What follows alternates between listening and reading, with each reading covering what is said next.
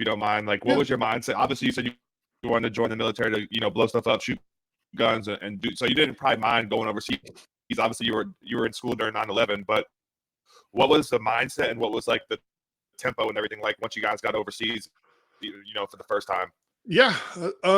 For me, it was kind of the main reason I joined was I didn't want to be a granddad and have my grandkids in my lap and tell them, hey, Grandpa, what'd you do in the war? Oh, let me tell you, I was putting these stickers on these T-shirts with these prices on them. They're $19.99, and every now and then it was a $29.99. Like I just didn't want that to be my story with my kids, or Right. my grandkids, and so I went to Afghanistan in 05.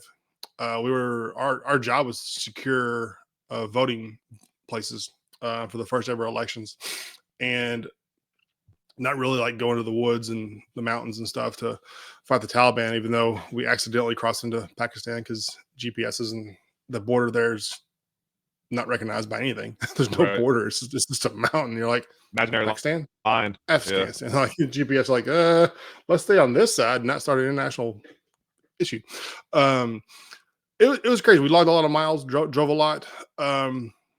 I looking back it's funny. My favorite thing about at least 05 was the resiliency of like the guys we were around and like the figure it out mindset. We had Humvees that were like 6 different colors back then. Damn. No up I mean, armor, right? 05, yeah. probably like no up armor, sand. Yeah. They had like these. They drilled these holes in the side and put these big bolts and little collars on them, and then mounted metal. That was our armor. Right. It wasn't like the armor that it became, obviously later on. And we lived like gypsies. Mad Max, something like that. A ratchet strap was like the golden ticket because it held everything on. I mean, all of our all the ammo was in the back of the truck, whatever, and all of our rucksacks were on the truck, on the back, strapped down. Right.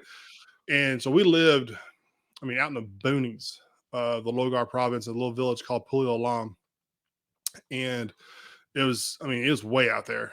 And our nearest, our QRF response was like 2 hours. Wow. So for ground vehicles, we get air faster.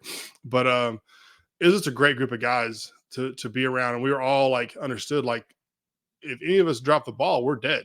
Because like we are our own security.